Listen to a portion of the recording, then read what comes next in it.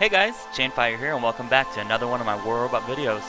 Today I'm doing another voiceover walkthrough and step by step in this very close combat game, and hopefully I'll learn a thing or two from it, and if not, at least enjoy the watch. So let's get into it. I decided to go old school and start with the classic Rhino move from this spawn and rush to the left to capture A and then move into B to attack what's there and attempt capturing that beacon.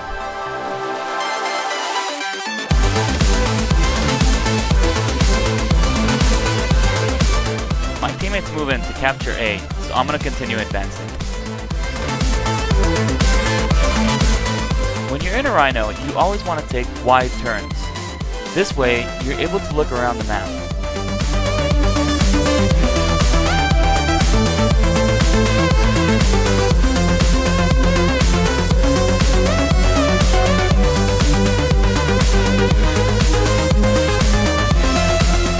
In front of us right now, we have a DB and an RDB Griffin on the right, and what looks like an Aphid Gepard on the left side. I wanted to work with my Galahad Plasma friend and try to kind of team up with him against these two Griffins, but I realized very fast that it's not a good approach. They're going to tear me and him apart, so I'm going to go behind cover and try to flank them from the other side.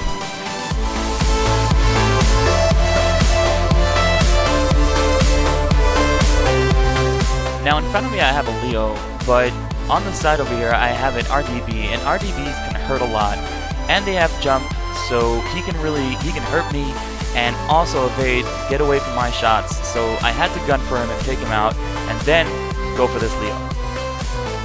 Now I'm really close to their spawn, and they're going to be coming for me. I'm going to try advancing towards this target and take out as much health as I can from him, and end up behind the pillar. But even that doesn't really help. I get taken out by Aphids. Once I got taken out, I looked through my killer's eyes and I see that the entire right side of the map is cleared out. Everybody, all the enemy targets are on the right. The left, sorry. I mix up left and right a lot, guys, by the way, just so you know.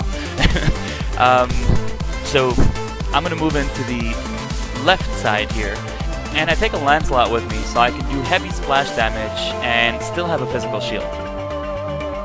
Starting with this really fast moving Gepard, I try to get as much damage as I can on him, but he's moving so fast he is evading a very large amount of my Orkans.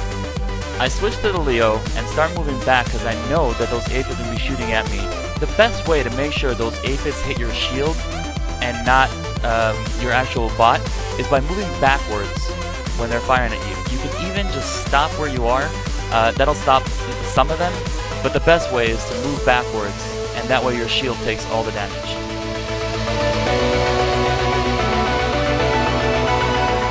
Now this little guy has been pretty annoying, so I activate my rush, and I rush for him, but get stuck on one of the objects, and while I continue rushing, he fires at me. I turn to receive that Aphid shot, and exactly when I turn to have it face my shield, I see that I have a target in front of me. I fire at him, and this Aphid actually takes me out, this Aphid Gepard. So at this point, I am like, okay, you're done, Ski. I don't care about anything right now. You've just been really annoying, and at this point, I am gunning for this Aphid Gepard. Now when you see those Aphids flying for you, the best way to avoid them is this angle, kind of. You'll either completely miss them, or they'll hit your shield. You always want to make sure that those Aphids are either behind you or angled to your shield.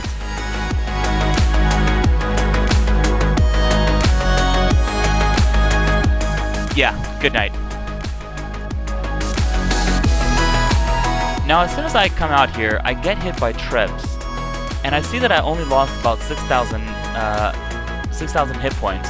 So I'm actually not worried about those Trebs. I am more worried about this Galahad, and I'm gunning for him. As you can tell, the Trebs continues hitting me. It is annoying, and the Hydras are annoying as well, but they're not actually causing that much damage. So I did keep looking back and forth to this Galahad. A quick look at center shows a full health enemy and a buddy of mine, and I decide I'm going to move into center and help him take out that stalker and then move on together with him. I open my shield, take in all that plasma damage, and continue advancing. At this point, I'm going to try to move behind cover before I close my shield, so that way I keep the speed. I move out, fire at this Galahad.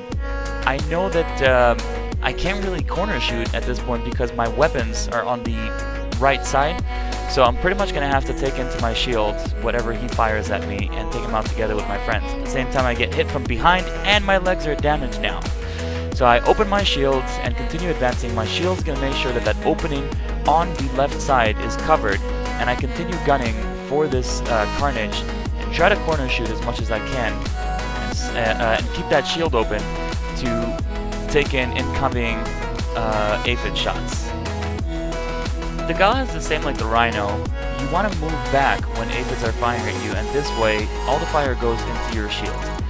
I'm going to continue corner shooting here. I lost my shield at this point, and I'm going to try to go after this stalker by corner shooting and calculating his shots so that way I'm behind cover every time he fires. I corner view here to see that if the trap guy is looking my way. I see he's not, and I make a run for it, but he takes me out. Now again I see that most of the enemies are moving to the left side here. I'm going to take a DB and move into intercept. I look at center just to make sure and see that my buddy's got it covered. I'm going to continue here on the left.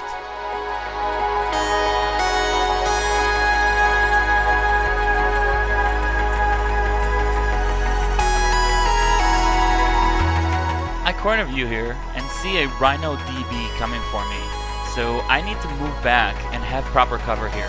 The further back you move, the more range of motion you give yourself, and the closer he moves to an object, the less range of motion he has. So getting far back like this is probably your best choice. Even though you're getting hit with those Hydras, you're just going to have to keep moving back and forth into behind cover here, and try again to stay back and always be getting distance from your target so you have more range of motion. Always remember, tunnel vision and gunning for one particular target can in many cases get you killed. Pay attention to surroundings and use cover to your advantage. You always want to be behind your targets. You don't want to have anybody behind you. So I move back over here so I am behind both of my targets. I take the bait over here and fire at the Carnage. A Carnage Thunder is a very powerful bot, and when he uses his rush, he's also very fast. So this is a tricky situation, and I want to make sure I'm behind cover, or at least can get there fast enough. Even after that, I still take a major hit and lose a lot of hit points. I calculate my jump here, so I'm going to land behind the object and be able to right away take the beacon and make sure that we don't lose on beacons here, because even though right now we're kind of winning, I don't know where my teammates are at. I haven't even looked in a while.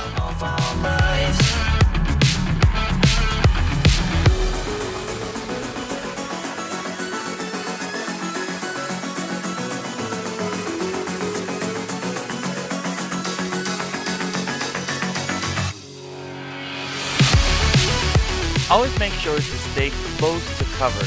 You never know when you're going to need it. I continue advancing here and unload at this Rhino as soon as I get to the 300 meter range. I fire and then curve my shots so I get as many at the Rhino as I can before I move behind cover. I figure he's going to move to the left, but he actually moves to the right. I continue advancing to the right, and I'm going to angle a quarter shoot at him, and then it looks like he changes his mind and he's going to move to the left. I look into the center and I see an RDB giving my friends trouble. I'm going to jump for him, then the Trident takes him out, so I turn back to the Rhino, but he almost kills me while I try to take him out. Now I'm really low on health, and I have 2 weapons popped off. If I want to try to do anything with this robot, I have to make sure not to take too much damage. I'm getting shot at with Punishers or Mullets, so I'm going to try to get behind cover. I target this guy, so that way I make sure I can look at him, and targeting doesn't move me to the other target, and I'm actually able to focus on where exactly his shots are. I couldn't believe I actually stayed alive for this, and I thought this was a pretty funny moment. Thanks for watching, guys, and I hope you enjoyed it. If you did, give this video the thumbs up, and make sure to subscribe if you want to see more.